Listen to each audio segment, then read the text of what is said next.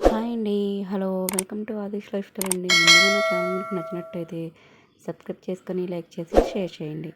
అలాగే ఈరోజు నా స్టైల్‌లో దొండకాయ కొబ్బరి ఫ్రై ఎలా చేయాలో చూపిస్తాను. ముందుగా స్టవ్ మీద ఒక ప్యాన్ పెట్టేసుకొని 2 లేదా 3 టేబుల్ స్పూన్ల ఆయిల్ వేసుకుంటున్నాను. అలాగే ఈ ఆయిల్ కొంచెం హీట్ అయిన తర్వాత ఒక 3 టేబుల్ స్పూన్ల వరకు పల్లీలు కూడా వేయించుకుంటున్నాను ముందుగానే. ఈ దొండకాయ ఫ్రైలో పల్లీలు చాలా బాగుంటాయి.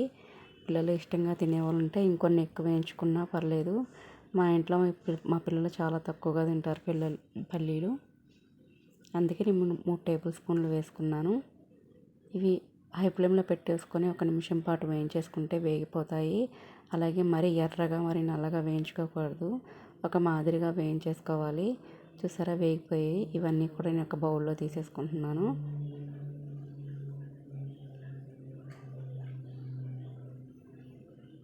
ఇప్పుడు ఇదే కళాయిలో ఇప్పుడు నా ఆయిల్ సరిపడా ఉంది నా ఫ్రై చేసుకోవడానికి దొండకాయలు. తాలింపు దినుసులు వేసేసుకొని నేను దొండకాయ ఫ్రైకి అయితే తాలింపు దినుసులు ఎక్కువ వేస్తాను. ఈ తాలింపు దినుసులు కొంచెం ఎర్రగా వేగేలోపు 2 లేదా 3 ఉల్లిపాయ రెబ్బలు వేసేసుకుంటున్నాను. దీంట్లోనే ఒక పావు టీ స్పూన్ కూడా పసుపు వేసేసుకొని దొండకాయ ముక్కలు ఇలా బారుగా సన్నగా కట్ చేసుకున్నాను. 1/2 కేజీ దొండకాయలు. మీరు కావాలంటే గుండ్రంగా అయినా కట్ చేసుకోవచ్చు. ఇప్పుడు దీన్ని హై ఫ్లేమ్లో పెట్టేసుకొని 3 లేదా 4 నిమిషాల పాటు నేను వేయించుకుంటున్నాను. ఇది హై ఫ్లేమ్లోనే ఉంచాలి, తగ్గించకూడదు.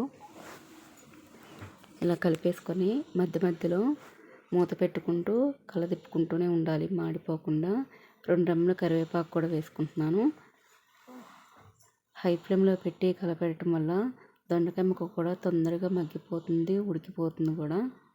చూసారా నేను మూత పెట్టేసి మళ్ళీ 1 నిమిషం పాటు ఉంచాను. మళ్ళీ తీసి మళ్ళీ కలిపెట్టేసుకుంటున్నాను. ఈ దొండకాయ ముక్క మగ్గటానికి ముందు నేను అసలు ఉప్పు వేయడం లేదు, వేయను కూడా.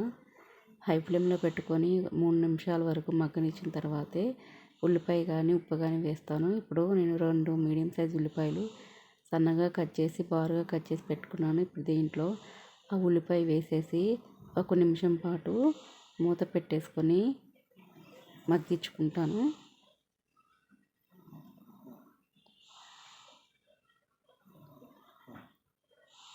ఒక నిమిషం తర్వాత ఉల్లిపాయను దొండకాయ మొత్తం కలిపెట్టేసుకొని ఇప్పుడు దీంట్లోనే ఒక టీ స్పూన్ వరకు సాల్ట్ వేసుకుంటాను. నేను సాల్ట్ వేయకముందే ఆల్రెడీ దొండకాయ సగం మగ్గిపోయింది.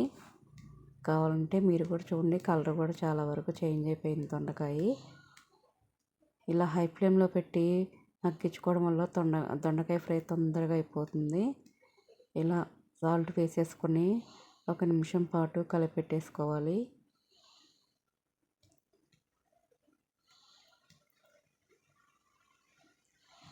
ఒకసారి సగం వరకు దొండకాయ ఉడికిందా లేదా అని చెక్ చేసుకొని మూత పెట్టేసుకొని తర్వాత ఒక 2 నిమిషాల తర్వాత మూత పెట్టేసి తీసేసాను.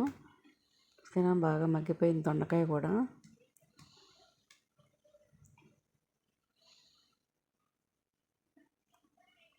తొందరగా మగ్గిపోయింది చూసారు ఉప్పు వేయగానే. ఇప్పుడు దీంట్లోనే నేను ఒక టీ స్పూన్నర వరకు కారం వేసుకుంటున్నాను.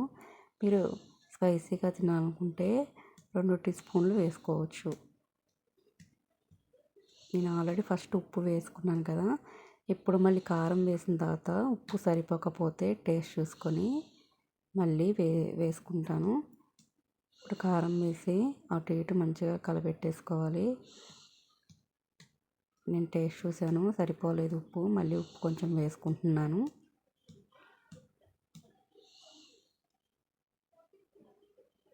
ఉప్పు వేసాను కదా, మళ్ళీ మొత్తం కలిపెట్టేసుకోవాలి ఉప్పు మొత్తం కలిసేలాగా.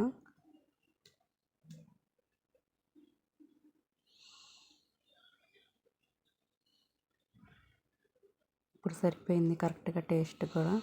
దీంట్లోనే 2 టేబుల్ స్పూన్ల వరకు కొబ్బరి పొడి వేస్తున్నాను. ఈ కొబ్బరి పొడి నేను ఎండు కొబ్బరి చెప్పులు ఉంటాయి కదా, అవి సన్నగా తరిగి పెట్టుకొని పౌడర్ చేసుకొని డీప్ ఫ్రిడ్జ్లో పెట్టుకుంటున్నాను. 1 సంవత్సరం పాటైనా ఉంటుంది, బాగుంటుంది కూడా. ఏదైనా ఫ్రై చేసినప్పుడు కూడా కొబ్బరి పౌడర్ వేసుకోండి, చాలా బాగుంటుంది. అలాగే నేను ముందుగా వేయించి పెట్టుకున్న పల్లీలు కూడా వేసేసాను. దొండకాయ ఎండు కొబ్బరి ఫ్రై రెడీ అయిపోయిందండి. Please subscribe. Thank you.